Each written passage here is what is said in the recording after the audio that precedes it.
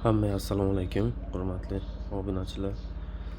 Mana bugun birinchi zakaz uzayga keldik.